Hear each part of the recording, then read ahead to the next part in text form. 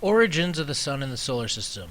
So we're going to start to look at where are we in the universe, and we start by asking what is our cosmic address. So we talk about where is Earth if we were to try and describe in the universe where we are.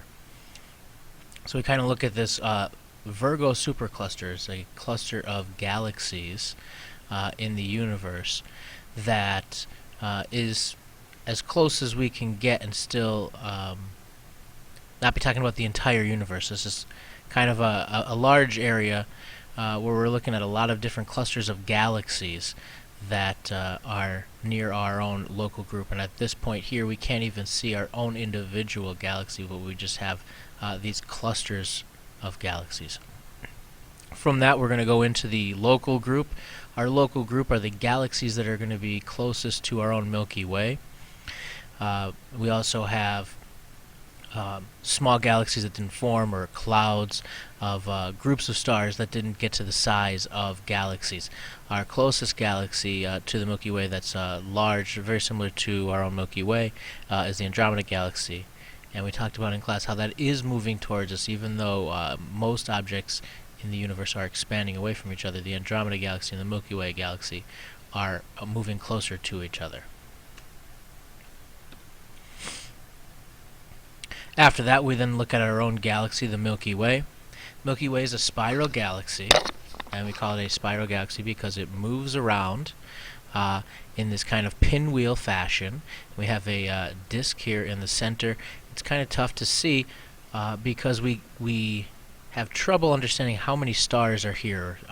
Low estimates are about 100 billion stars, could be as many as 400 billion stars in our own galaxy.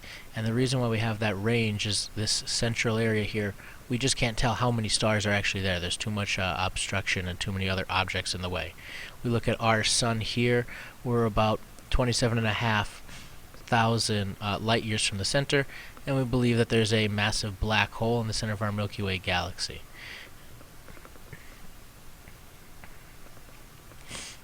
When we start to look at our own solar system, we see the different planets in there. We see Earth, here the third planet. We see Jupiter, we talked about it in class. The Sun makes up 99% of all of the mass in our solar system. Jupiter is twice as large as all of the other planets combined. So when you start to think of how massive some of the objects are just in our own solar system, we think we have a lot of stuff and matter on Earth, and that the Earth is very, very large. When we start to get into cosmic perspective, we look at the Earth as actually being very, very small. Earth, the fifth largest planet in our solar system, and again Jupiter twice as large as all the other planets. So I mean, we're looking at a very, very small amount of material for our own Earth. Okay, finally we get to our Earth, the third rock from the Sun, and that would be the last stop on our cosmic address line.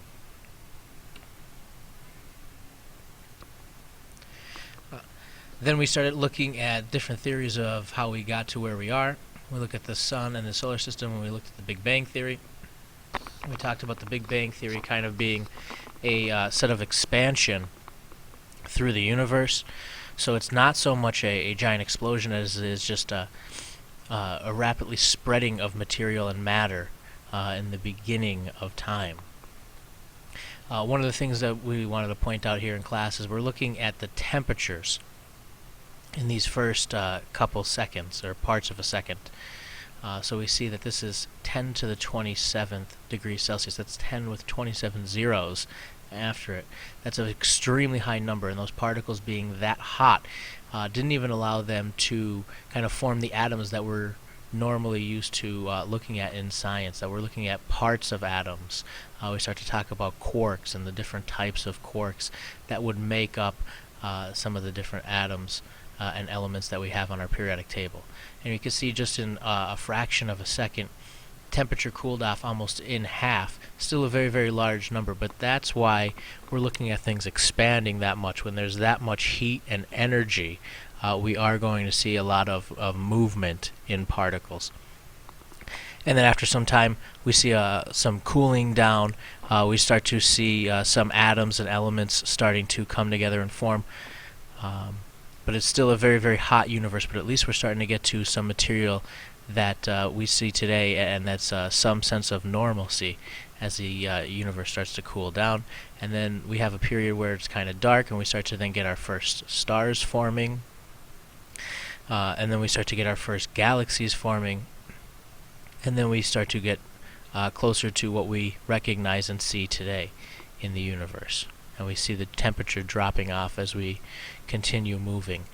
We talked about absolute zero being negative 273 degrees Celsius. With our cosmic calendar, we kind of tried to say, okay, if we break down the entire length of our universe into a 12-month calendar, we'd start with the Big Bang on January 1st, and we would move across, getting to the first stars sometime in January, and then shortly after that the first galaxies. And that's when we get to then eventually our own Milky Way galaxy forming, and then other stars within the Milky Way galaxy forming, eventually getting to our own sun forming. After our own sun forms and we get our solar system, we're going to get the Earth forming, and then we're going to start to get life on Earth coming up in December. On a scale like this, we look at all of recorded history as the last 14 seconds before New Year's on a cosmic calendar like this. So I kind of just listed off some of the big things. We look at our universe as being about 13.8 billion years old. We look at some of the first stars as forming about 300 or 350 million, 100 million years after that. Then we look at some of the first galaxies. We get a little bit of time there, almost 2.5 billion years or so, before we get our own Milky Way galaxy forming. And just to point out some of the importance of some of these early events. These early stars were so massive that they were able to produce a lot of the heavy elements that we can find on Earth today. So without the formation of these massive stars early on in the universe's formation, we wouldn't have a lot of the larger, heavier elements that we have there, and I have there the heavy metals. These are the first stars to be the first stars created many of the heavy elements found on Earth today and inside our bodies. Then, just to kind of point out the elements that are inside our bodies, very similar to the common elements that we find in the universe. So the most common elements in the universe: hydrogen, helium, oxygen, carbon, neon, and nitrogen. And then if we look at the top 5 elements found in our bodies, we're looking at oxygen, carbon, hydrogen, nitrogen, calcium. We see a lot of similarities there with the elements we find in our bodies. It's kind of something to think about, that maybe we're not very, very rare in the universe, since we're made up of very common elements that are found in a lot of different places within the universe. Some of the most common things that are found everywhere in the universe outside of Earth.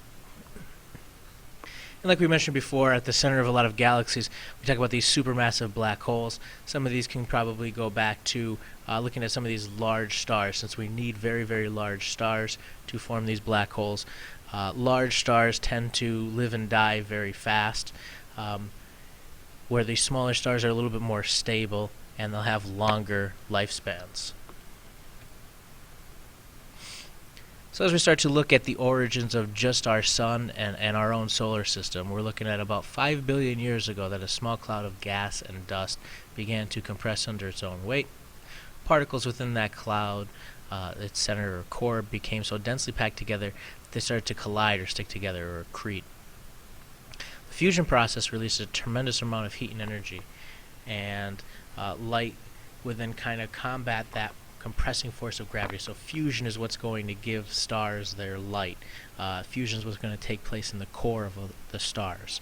And we're always going to have that battle between gravity wanting to crush it down and fusion wanting to kind of rip it apart. So we're looking at a nebula here. When we look at a nebula, it's a cloud of gas or the exploding remains of old stars. And from these nebulas, we're going to look for new star systems and solar systems to form. Once a solar system is going to start to form, we're going to start to look at the different shapes that it's going to take, as it's an unorganized nebula cloud of gas, and it's going to start to organize and get into a disk shape, and we're going to start to see movement taking place within that cloud of gas as things get organized and we start moving towards getting to a star. As we start to get that organization taking place and we get a lot of that material clumping up in the center, eventually we're going to get a balance between the forces of fusion and gravity, and we're going to get that equilibrium or fusion taking place, and that's really what we would say we have the birth of a star. If we look at an image here, we could kind of see in the center a lot of material clumping up, and we have a lot of leftover material on these outer edges. As this material on the outer edges will start to clump up, that will form planets around the star. And it gives us a little scale here to think of how large Pluto is in its orbit in comparison to the image we're looking at. As these things start to collect together, they will start to kind of like accrete and things like that, and we'll get a most of the mass in the center there. As we look at what a nebula is, and we have this heating, contracting, and a disk forming, condensing, accreting, we'd start to get the inner planets and the gas giants planets, and flinging, orbiting.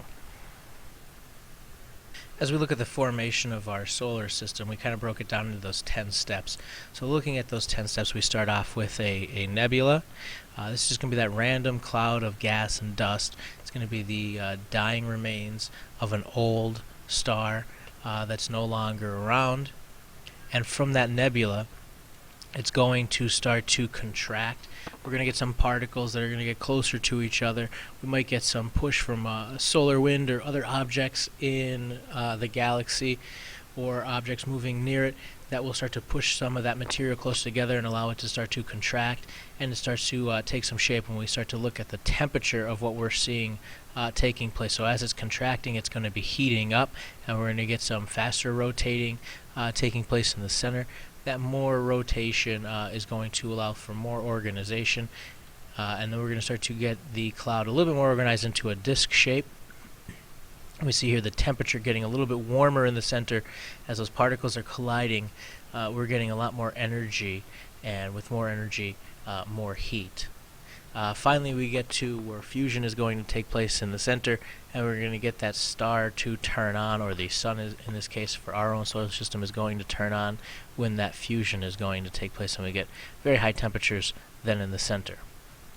So the material that didn't form as the sun then is going to start to condense, and it's going to start to do that in two different ways. We have things closer to the center are going to be more like gases that are liquid waters and vapors, and things further out are going to be more icy. So as things are condensing and they're accreting, we're starting to get planetesimal size objects starting to go around, almost like rolling a snowball through the ground to make a snowman. As it rolls around and makes more passes through the snow, it's collecting more snow and it's getting larger. So as these planetesimal objects are kind of going around, they're kind of vacuuming up or collecting the leftover dust and dirt and rock to make them into planet-like objects.